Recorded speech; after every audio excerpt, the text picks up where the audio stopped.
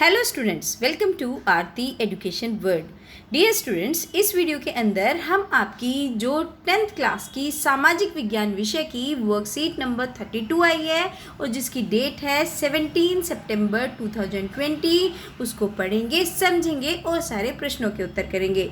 हम पढ़ रहे थे सामाजिक विज्ञान में इतिहास से यूरोप में राष्ट्रवाद का उदय। तो अब देख लेते हैं यूरोप में जो राष्ट्रवाद का क्रमिक विकास, मतलब एक सीक्वेंस में किस किस तरीके से क्या क्या विकास हुआ, किस किस तरीके से एक के बाद एक चीज़ें आई। सबसे पहले कैसे हुआ? सबसे पहले फ्रांसीसी क्रांति आई 1779 में, है ना, 1789 में, 1779 बोलेंगे से 1779 में फ्रांसीसी क्रांति आई। फिर उसके 5 साल बाद जो नागरिक संहिता 1804 में, ठीक है, 1815 में हुई फिर वियना की संधि और 1848 में जाके उदारवादियों की क्रांति हुई, ठीक है। फिर जर्मनी का एकीकरण हुआ 1866 से 1871 तक। फिर इटली का एकीकरण हुआ 1859 से लेके 1871 तक। इस तरीके से जो यूरोप में जो राष्ट्रवाद है इसका क्रमिक विकास हुआ, ठीक है। यहाँ से चले और यहाँ तक इस तरीके से पहुँचे। फ्रांसीसी क्रांति के शुरू से ही जो फ्रांसीसी क्रांतिकारियों ने अनेक कदम उठाए जिससे फ्रांसीसी लोगों में एक सामूहिक पहचान यानी कि राष्ट्रवाद की भावना हो सकती थी। मतलब ऐसे कई स्टेप उठाए जिससे कि राष्ट्रवाद की भावना पैदा हुई वहाँ पे। बाद में जो नेपोलियन ने प्रशासनिक क्षेत्र में क्रांतिकारी सुधारों को प्रारंभ किया। फिर बाद में नेपोलियन ने जो प्रशासनिक क्षेत्र था उसमें क्रांतिकारी सुधार आए और जिसे 1804 की नागरिक संहिता कह लो आप, या फिर नेपोलियन की संहिता भी कहा जाता है उसे, ठीक है। जो नेपोलियन ने जो प्रशासनिक क्षेत्र में क्रांतिकारी सुधार किए उसको हम 1804 की नागरिक संहिता और नेपोलियन की संहिता भी कहते हैं। इसके दोनों नाम से जाना जाता है। इसके अलावा यूरोप में 19वीं सदी के शुरुआती दशकों में राष्ट्रीय एकता से संबंधित विचार उदारवाद के करीब से जुड़े थे, ठीक है। अब देख लेते हैं और क्या क्या चीज़ें हैं फ्रांसीसी क्रांति एवं राष्ट्रवाद की, क्या क्या चीज़ें हैं। जो फ्रांसीसी क्रांति थी और राष्ट्रवाद में ये एक तो क्या थी, संविधान आधारित शासन था वहाँ पे, मतलब रूल था वहाँ पे, एक कॉन्स्टिट्यूशन का। जो फ्रांसीसी क्रांति और राष्ट्रवाद के जो विशेषताएं थी वो इस तरीके से हैं। एक तो संविधान आधारित शासन था, जैसे कि आप देखते हो ना भारत में एक संविधान बना हुआ है और उसमें जो रूल है वो ही चलते हैं, तो इसी तरीके से वो इसको कहते हैं संविधान आधारित शासन। समानता, स्वतंत्रता, बंधुत्व जैसे विचार थे। सभी लोग समान हो, सभी लोग स्वतंत्र हो, सभी भाईचारे की भावना बनी रहे, तो ऐसे विचारों वाली थी फ्रांसीसी क्रांति और राष्ट्रवाद। और नया फ्रांसीसी तिरंगा इन्होंने बना दिया था, नया फ्रांसीसी तिरंगा झंडा बनाया था इन्होंने। और नेशनल असेंबली का गठन हुआ था और आंतरिक आयात निर्यात, मतलब जो इंटर स्टेट होते हैं, मतलब एक स्टेट से दूसरे स्टेट में, ये जो है उसका शुल्क जो उसके ऊपर टैक्स लगते थे वो ख़त्म कर दिया था। और माप तोल की एक व्यवस्था थी, ये नहीं कि एक का बाट एक ने, जैसे आप देखते हो ना कि नापने के लिए कोई सब्जी वाला वो ईंट रख लेता है, कोई पत्थर रख लेता है, ऐसे नहीं, सबका नापने का एक ही तरीका था, सबकी माप तोल की एक विधि। फ्रेंच को राष्ट्रभाषा की साझा भाषा बना दिया था। राष्ट्र की अब फ्रेंच हो गई थी उनकी जो साझा भाषा, ठीक है। ये थे फ्रांसीसी क्रांति और राष्ट्रवाद की विशेषताएं। अब देख लेते हैं 1804 की नागरिक संहिता, यानी कि नेपोलियन की संहिता में क्या क्या था।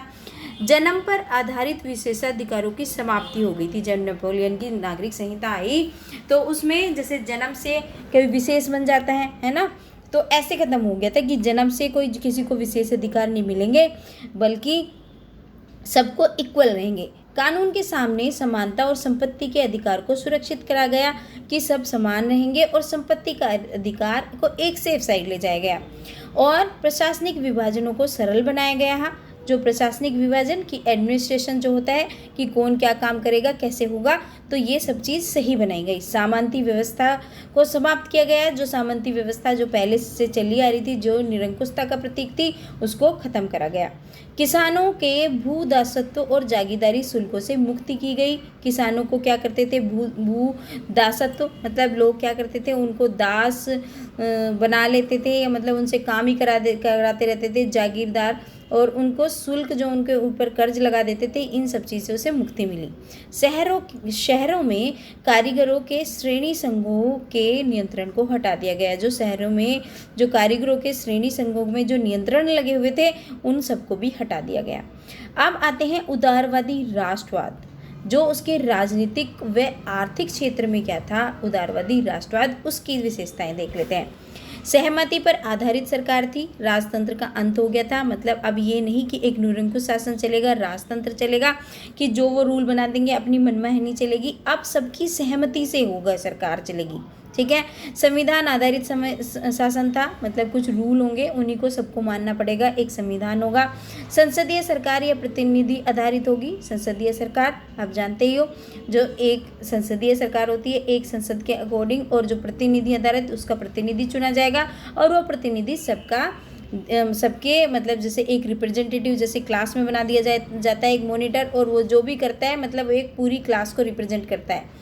और इसी तरीके से जैसे हम नेता चुन लेते हैं एक प्रतिनिधि, इसी तरीके से विशेष अधिकारों का अंत हो गया था। जो जैसे किसी को जन्म से विशेष अधिकार मिल जाते हैं कि नहीं भाई इनके लिए विशेष है, इनके लिए कॉमन है, नहीं, सबके लिए एक अधिकार। कानून की समक्ष समानता, कानून की नज़रों में सभी समान होंगे, तभी तो विशेष अधिकारी को अंत होगा। मताधिकार का समर्थन, लेकिन सबके लिए नहीं, मतलब वोट का अधिकार का समर्थन था कि वोट तो करेंगे, लेकिन ये सबके लिए इम्प्लीमेंट नहीं हुआ था, ये याद रखो। जैसे आज के टाइम में सबके लिए है, वो नहीं था, सबके लिए नहीं था। मुक्त बाजार कर दिया था, मतलब जो टैक्स वैक्स जो लगने थे वो खत्म हो गए थे। वस्तुओं एवं सेवाओं पर प्रतिबंधों से मुक्ति हो गई थी, मतलब जो वस्तुओं और सेवाओं पर जो प्रतिबंध लगे थे, ऐसे नहीं करना वैसे नहीं करना, वो सब खत्म हो गए थे और सबको मुक्त कर दिया गया था, ठीक है। तो ये था आज की वर्कशीट का कंटेंट। अब देख लेते हैं इसके क्वेश्चन आंसर्स के, जो क्वेश्चन आंसर्स करने को दिए हैं वो क्या करने हैं। 1804 की नागरिक संहिता की विशेषता की व्याख्या कीजिए। तो अभी तो हमने वर्कशीट में पढ़ा, अगर आपने ध्यान से सुना है तो आपको कोई दिक्कत भी नहीं आएगी। आप इस क्वेश्चन का आंसर बच्चों इस तरीके से करना, ठीक है। मैं इसको थोड़ा सा छोटा कर देती हूँ, ये थोड़ा फ़ॉन्ट बड़ा हो रहा है। तो 1804 की नागरिक संहिता की विशेषताएं इस प्रकार से थी। देखिए आप इसका आंसर इस तरीके से लिखेंगे, ठीक है। जन्म पर आधारित विशेष अधिकारों की समाप्ति हो गई थी। कानून के सामने समानता और संपत्ति के अधिकार को सुरक्षित किया गया था। प्रशासनिक विभाजनों को सरल बनाया गया था और व्यवस्था को समाप्त किया जाना, ये सारी थी 1804 की नागरिक संहिता की विशेषताएं, ठीक है। अब देख लेते हैं दूसरा क्वेश्चन क्या पूछ रहा है हमसे। फ्रांसीसी क्रांति ने राष्ट्रवाद के विचार को किस प्रकार मजबूत किया। तो फ्रांसीसी क्रांति ने राष्ट्रवाद को निम्न तरीके से मजबूत किया। इसका आंसर आप ये लिखेंगे। देखिए पॉइंट्स में आंसर लिखे हैं, आपको देखने में बड़े लग रहे होंगे, लेकिन ये 2-3 लाइन से ज़्यादा बड़े नहीं है, 3-4 लाइन से। लेकिन अगर आपको अच्छे नंबर चाहिए तो इस तरह आंसर तो आपको लिखना ही पड़ेगा बच्चों। देखो पॉइंट्स में लिखोगे आपको अच्छे नंबर भी मिलेंगे। संविधान आधारित शासन व्यवस्था हो गई थी। समानता, स्वतंत्रता, बंधुत्व जैसे विचारों का जन्म हो गया था। फ्रांसीसी क्रांति ने निम्न तरीके से, राष्ट्रपति नहीं राष्ट्रवाद, ये बच्चों ये आपका क्वेश्चन है, वहाँ से देख लेना, ये राष्ट्रवाद है, ठीक है। आप लिखोगे इसमें राष्ट्रवाद। एक बच्चा बोल रहा था कि मैम आपकी हैंड राइटिंग ठीक नहीं है। बच्चे राइटिंग तो मेरी ठीक है, एक्चुअली प्रॉब्लम क्या है, ये जो ब्रश है ना, इससे मुझसे अच्छा नहीं लिखा जाता। तो आप राष्ट्रवाद लिखेंगे से राष्ट्रवाद को निम्न तरीके से मजबूत किया। कौन कौन सा? संविधान आधारित शासन स्थापित करना, समानता, स्वतंत्रता, बंधुत्व जैसे विचार का जन्म होना, नया फ्रांसीसी तिरंगा झंडा बनाया जाना, नेशनल असेंबली का गठन किया जाना और फ्रेंच को राष्ट्र की साझा भाषा बनाना। कौन सी? साझा नहीं है, वो साझा है बच्चों। ये हिंदी राइटिंग में थोड़ी सी प्रॉब्लम होती है, तो इसको आप क्या कर लोगे? साझा कर लोगे, साझा भाषा बनाया जाना, ठीक है। ये हो गया आपके दूसरे क्वेश्चन का आंसर। अब देखते हैं तीसरा क्वेश्चन क्या बोल रहा है। तीसरा क्वेश्चन है उदारवादी राष्ट्रवाद की विशेषताओं को लिखिए। तो उदारवादी राष्ट्रवाद की विशेषताएं इस तरीके से हैं। ये आपके तीसरे क्वेश्चन का आंसर है। सहमति पर आधारित सरकार अर्थात राजतंत्र का अंत हो गया था। संविधान आधारित शासन हो गया था। संसदीय सरकार या प्रतिनिधि आधारित शासन करना हो गया था। अब सब प्रतिनिधि आधारित शासन हो गया था। विशेष अधिकारियों का और अधिकारों का अंत किया गया था। कानून के समक्ष सबको समानता दी गई थी। मताधिकारों का समर्थन किया गया था, लेकिन सबके लिए नहीं। मुक्त बाजार वस्तुओं व सेवाओं पर प्रतिबंधों से मुक्ति। तो ये सारी विशेषताएं हैं उदारवाद राष्ट्रवाद की। ठीक है, ये आपके तीसरे क्वेश्चन का आंसर आप इस तरीके से लिखोगे अगर अच्छे नंबर लेने हैं। चलिए आप देखते हैं फोर्थ क्वेश्चन क्या है। फ्रांसीसी क्रांति के किन विचारों से आप सबसे अधिक प्रभावित हैं और क्यों?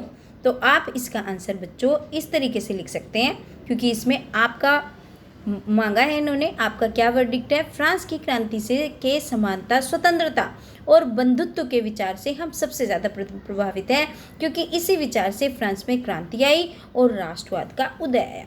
ठीक है, छोटा सा क्वेश्चन लेकिन सारी बात समाहित किए हुए है इसके क्वेश्चन, 2 लाइनें सारी बातों को अपने अंदर ले आया है। तो बच्चों ये थी आज की आपकी वर्कशीट सोशल साइंस की। अगर आपको वीडियो अच्छी लगी है तो प्लीज़ वीडियो को लाइक करें, चैनल को सब्सक्राइब करें and don't forget to share with your all friends. बच्चों नोटिफिकेशन बेल जरूर दबा लिया करो, जिससे सबसे पहले आपको मेरी वीडियो की नोटिफिकेशन मिले। Thank you.